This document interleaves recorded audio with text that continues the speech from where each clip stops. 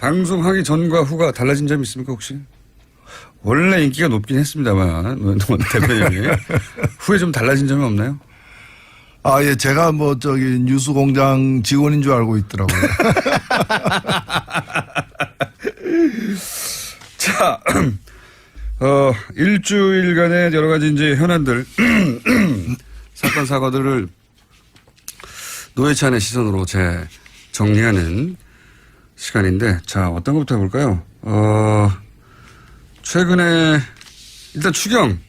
이제 벌써 우리나라 워낙 다이나믹해가지고, 추경 가지고 하루 이틀 막 떠들더니 다 잊혔어요. 다 잊혀져가지고. 예. 다 잊혔는데, 어쨌든 일주일 내에 일어난 일이니까요. 추경이 통과가 됐는데, 지난 금요일 날 합의를 했다가 토요일 날 아침에 자유한국당이 집단 퇴장을 해가지고 정족수 부족한 사태 벌어져서 이제 민주당이 잘못했다, 안일했다, 이런 얘기도 많이 나왔는데 어떻게 보십니까?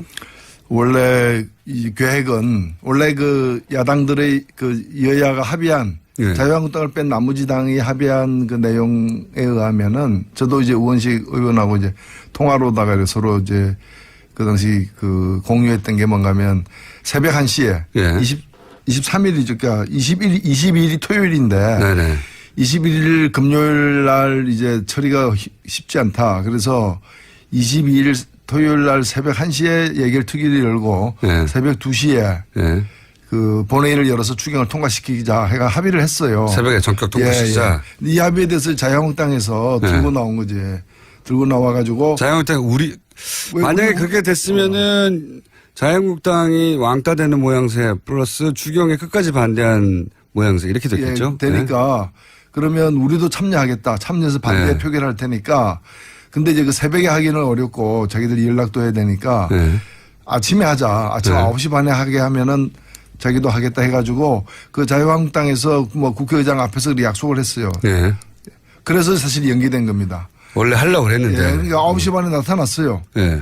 그래 되니까 이제 민주당 의원 중에 일부는 네. 자유한국당이 오면은 정족수는 되는 거고 정족수만 되면은 그 사람들 다 반대 표결하더라도 네. 통과는 되는 거니까 그동안에 이제 불가피하게 이제 미뤄뒀던 그런 이제 외국 출장이나 이런 것들 예. 더 미루기 힘든 사람들은 이제 그렇게 알고 거죠. 나갔어요. 예. 사실 그러면서 다른 그 뭐 두 개 야당의 이 원내대표들도 그래서 불참을 했거든요. 예. 하여튼 그런 상황이 있었어요. 이제 45일간 끌어왔던 게 이제 끝났구나 생각하고 예, 이제. 예. 예. 근데 자유한국당이 9시 반 좀 지나서 10시 가까이 되니까 들어왔어요. 예. 들어오더니 표결하려고 하니까 싹 다 나가버리는데 자기들이 나가버리면 표결할 수 있는 정족수, 예. 의사 정족수 예. 더 안 될 수 있다는 걸 알고 나간 거예요.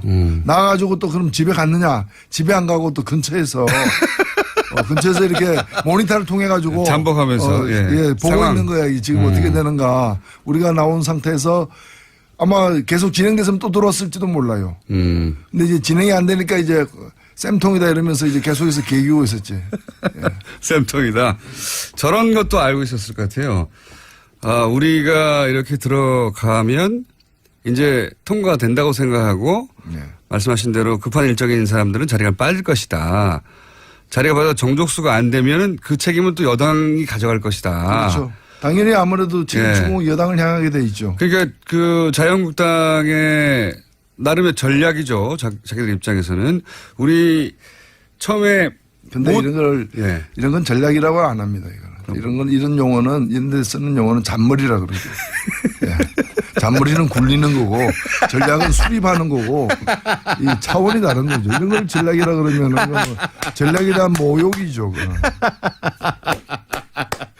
그리고 자유한국당 입장에서는 전략이라고 부를 수 있는데 제가 보기에는 알겠습니다.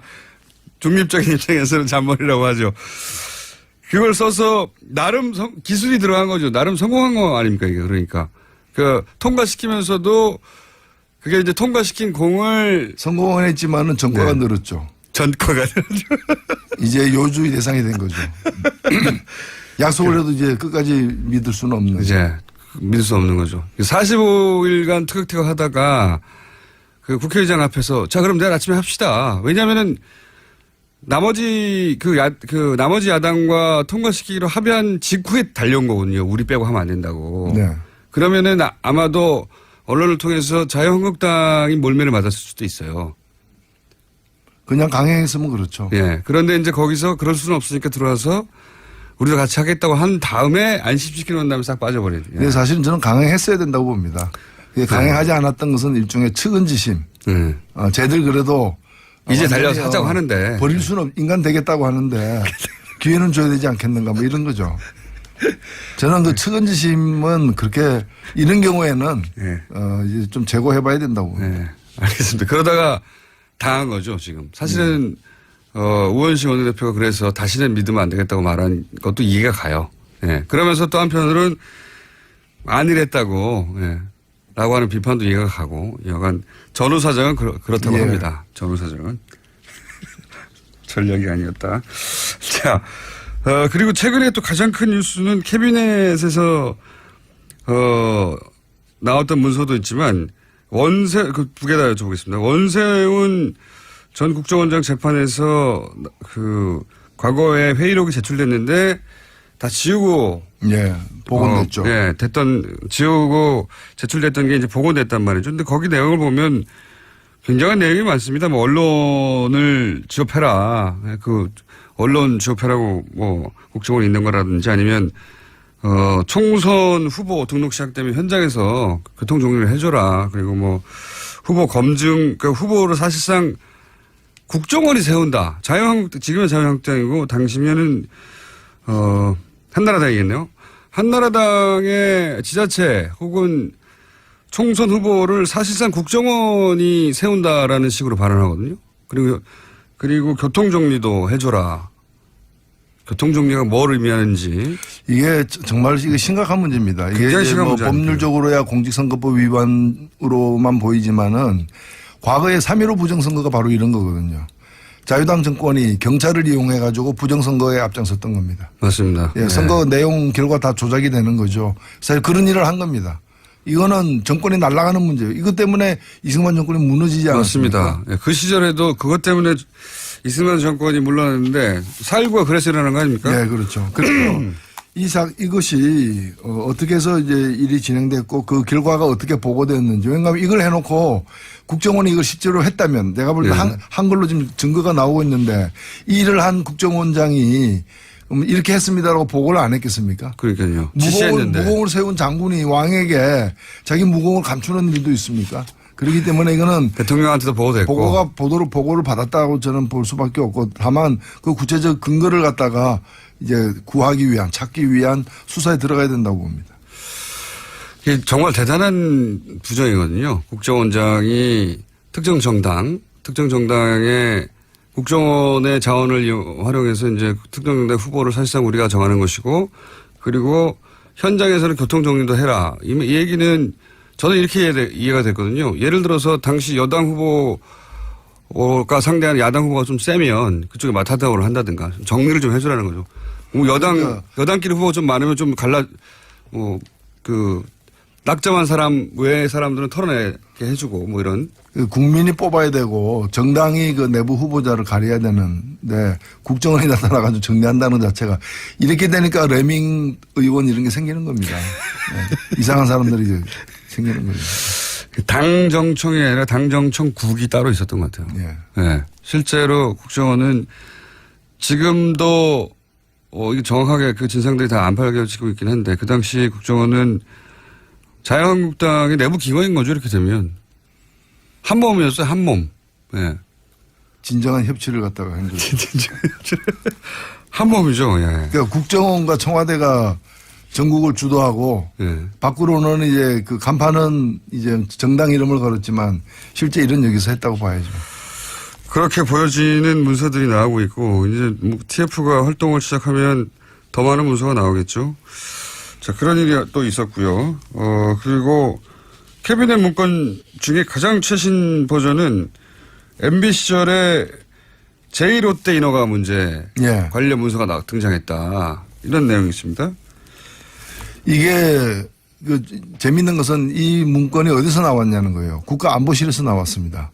근데 하필이면 이 문건이 롯데월드 건물을 짓는데 왜 문건이 국가안보실에서 나왔느냐. 사실은 이 내용에 국방부가 관련이 돼 있거든요. 그렇죠. 예. 예, 원래 국방부가 그 롯데타워를 갖다가 세우는 걸 반대해 왔는데 그렇죠. 그걸 MB 대통령이 그걸 누르고 예. 이제 2009년에 허가를 해준 겁니다. 예. 그래서 누르는 과정에서 국방부기 때문에 청와대에 있는 기구인 국가안보실을 이용해서 국방부를 눌렀을 가능성이 있는 거고 그 조정 결과도 성남에 있는 서울공항 활주로를 갖다가 3도 각도를 갖다가 틀어서. 3도 틀어가지고 왜냐하면 네. 원래대로 놔두면은 비행기가 유사시에 네. 그 롯데타워 때문에 제대로 이렇게 이착륙을 못하니까 그렇죠. 발진하기도 어렵고 하니까 활주로를 갖다 트는 방향. 롯데월드로 옮겨야 되는 거죠 사실은. 근데 그렇죠. 활주로를 또 틀어가지고 네. 이걸 어거지로다가 이제 건물 준공을 갖다 허가를 갖다 한 건데 그 과정에 청와대가 국가안보실을 통해 가지고 국방부를 누르고 조정했다라고 충분히 추정할 수 있는 그런 문건이 나왔는데 문건 생산은 MB 때 했는데 예. 이게 사실은 캐비넷은 박근혜 캐비넷이거든요. 예. 박근혜 청와대 캐비넷이라는 거죠. MB 때 이걸 제가 보면 치우고 갔는데 다시 이걸 무슨 필요에 의해서인지 MB 청와대 그 박근혜의 청와대에서 이 문건을 다시 재출력해낸 겁니다. 그래서 갖고 있다가 이번에 드러난 거예요. 아, 예리합니다. 네. 그렇게 생각 못 했는데, 박근혜 정부 시절에 이 롯데 인허가 문제를 다시 재론할, 이미 허가가 됐고, 네.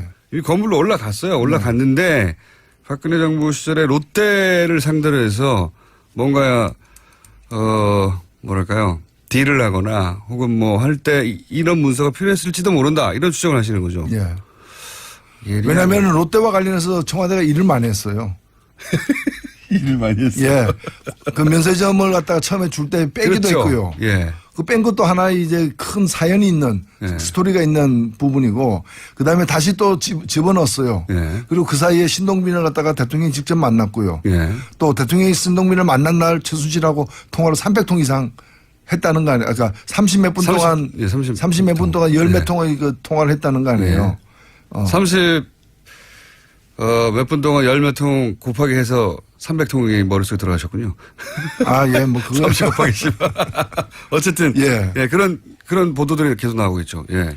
그리고 실제로 지금 보면은 그 당시 신영자 롯데 부회장 예. 그 중요한 사람은 아닌데 이 사람은 정은호 사건 때문에 네네. 점포 몇 개 이제 입점시키고 그걸로 인한 뇌물을 받는 것 때문에 그 뇌물이 또 롯데 비자금이 됐다는 이유로 자택 수색을 받았는데 그 수색에서 나온 메모에 예. 안종범도 나오고 무슨 경제부총리도 나오고 다 네네네. 나오잖아요. 맞습니다. 근데 이것도 지금 덮었거든요. 예. 수사 안 되고 있거든요. 그래서 박근혜 대통령 시절에 롯데와 벌인 여러 일들, 예. 주고받은. 주고받은 예. 그 많은 일들이 이 문제와 무관하지 않다고는 봅니다. 왜냐하면 이를 벌이더라도 직전까지 전 정권이 벌였던 일과 다 연결이 되어가지고 전 정권과의 거래 관계를 파악해야 되니까요. 그렇죠. 예. 아주 합리적인 추정이라고 봅니다. 이런 예리한 그 시각을 다른 데서는 접하지 못했습니다. 뉴스 공장이니까요.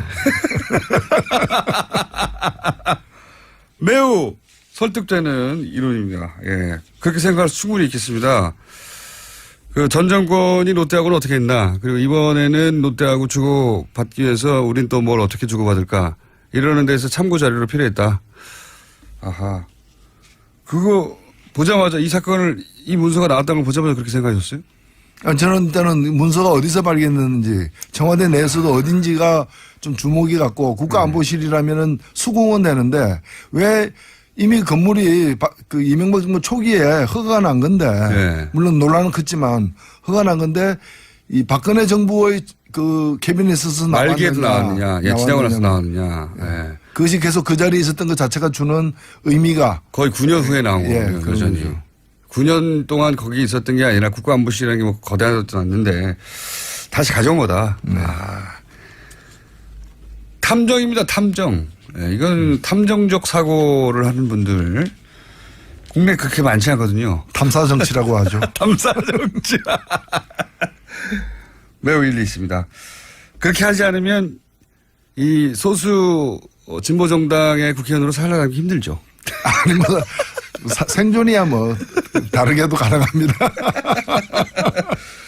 자, 또 최근에 화제가 됐던 지면을 달궜던 것 중에 이원주 의원의 알바비 발언도 있었고요. 그리고 오뚜기가 갑자기 주목받고 있습니다.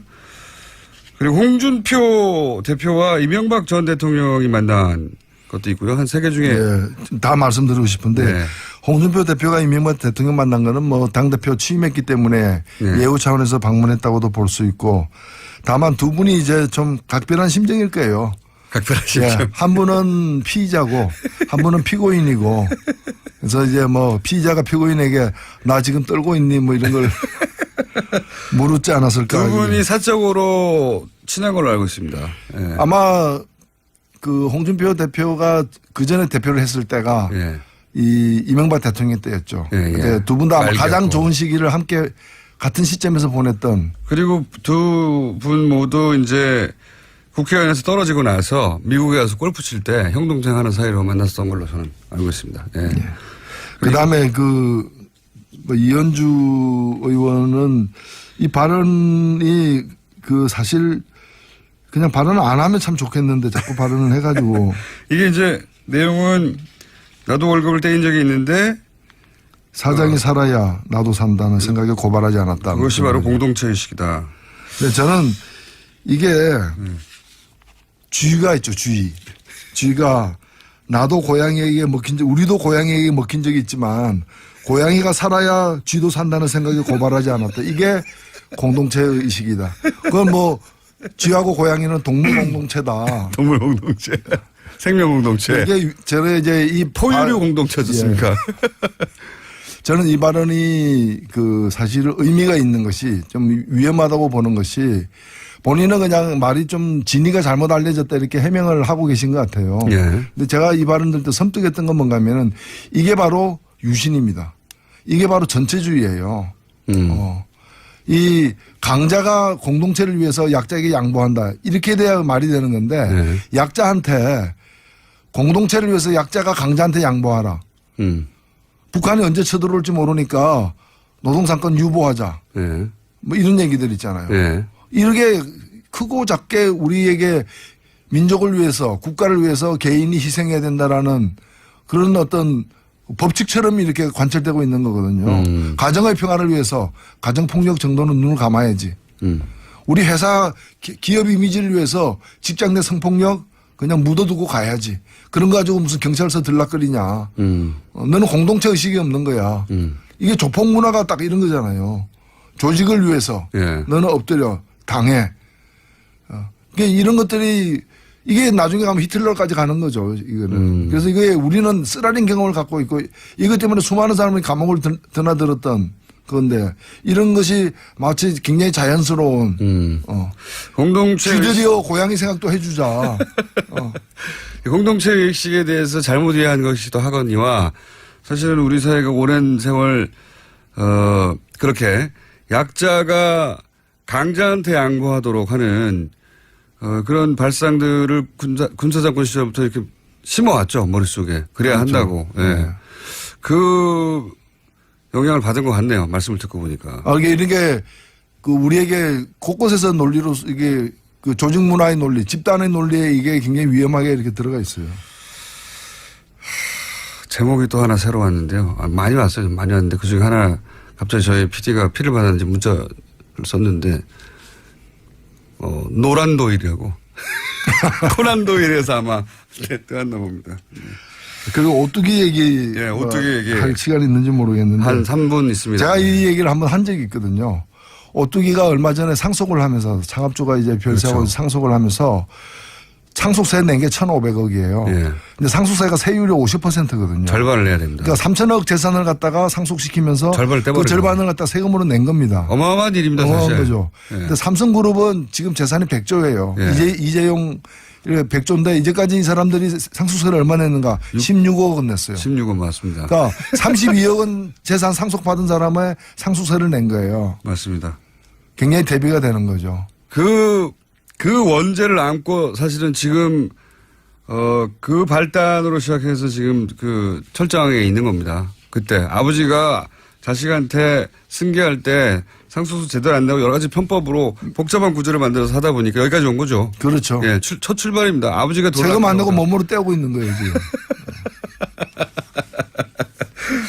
그러니까 삼성 관련해서 뭐 국가 경쟁력이니 뭐 거창한 얘기하고 막 하는데 아니라는 거죠. 저 출발이 돈 안 내려고 이렇게 된 거 아닙니까? 그렇죠. 예. 그 이상 아무것도 없거든요. 돈 안 내려고 하다 보니 막 여러 가지 복잡한 사정도 나오고. 국민연금 것도 마찬가지예요.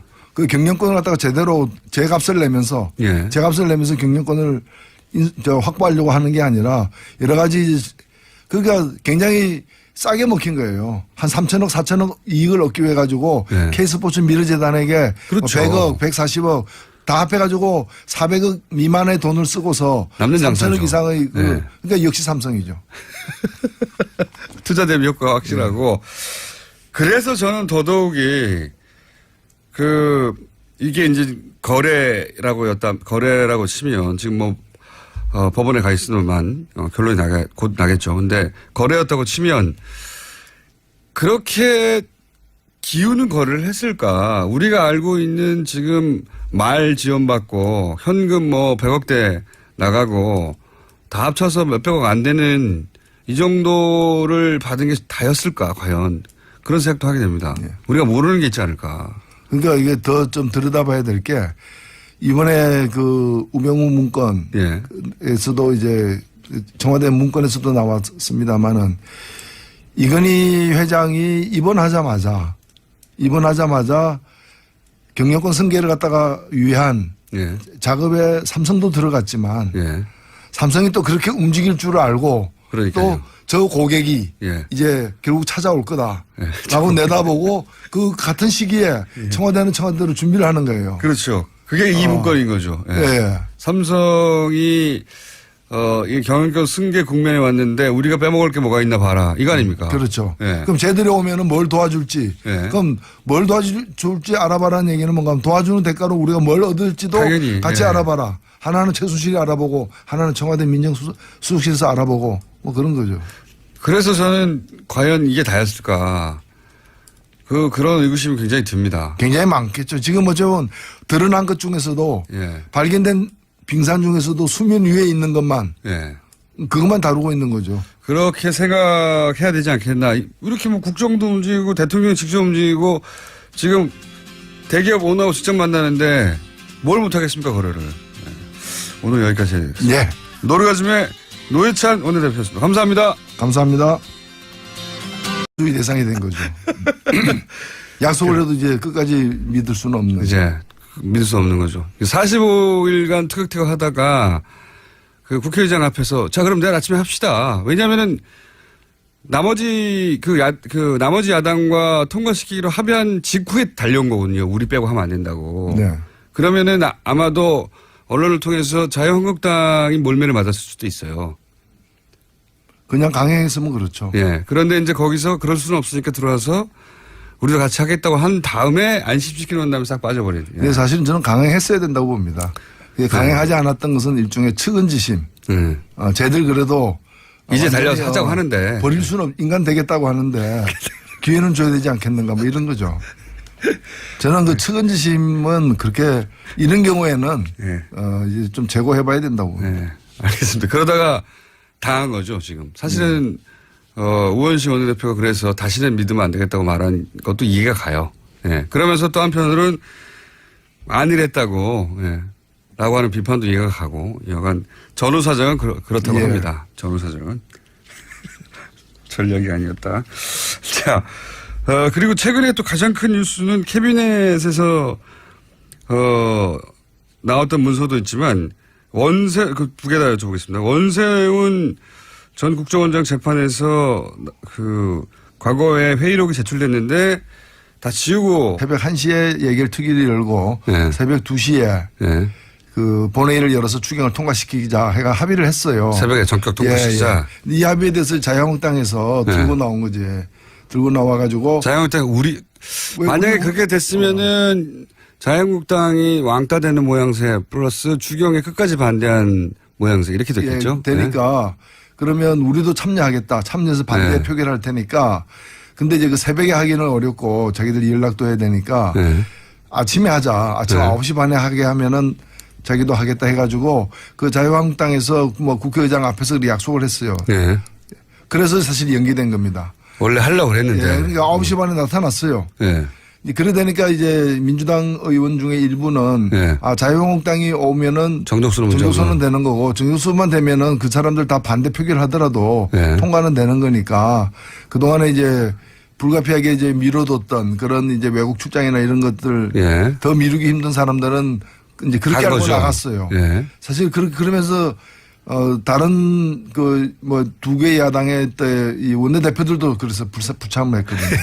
예. 뭐 하여튼 그런 상황이 있었어요. 이제 45일간 끌어왔던 게 이제 끝났구나 생각하고 이제. 예. 근데 자유한국당이 9시 반 좀 지나서 10시 가까이 되니까 들어왔어요. 예. 들어오더니 표결하려고 하니까 싹 다 나가버리는데 자기들이 나가버리면 표결할 수 있는 정족수, 예. 의사 정족수. 예. 예. 복원됐죠. 예. 지우고 제출됐던 게 이제 복원됐단 말이죠. 근데 거기 내용을 보면 굉장한 내용이 많습니다. 뭐 언론을 지업해라. 그 언론 지업해라고 뭐 국정원이 있는 거라든지 아니면 총선 후보 등록 시작되면 현장에서 교통 정리를 해줘라. 그리고 뭐 후보 검증, 그 후보를 사실상 국정원이 세운다. 지금은 자유한국당이고 당시면은 한나라당이겠네요. 한나라당의 지자체 혹은 총선 후보를 사실상 국정원이 세운다라는 식으로 발언하거든요. 그리고 교통정리도 해줘라. 교통정리가 뭘 의미하는지. 이게 정말 이게 심각한 문제입니다. 이게 굉장히 심각한 뭐 문제 법률적으로야 공직선거법 위반으로만 보이지만은 과거에 3.15 부정선거가 바로 이런 거거든요. 자유당 정권이 경찰을 이용해 가지고 부정선거에 앞장섰던 겁니다. 맞습니다. 예, 선거 내용 결과 다 조작이 되는 거죠. 사실 그런 일을 한 겁니다.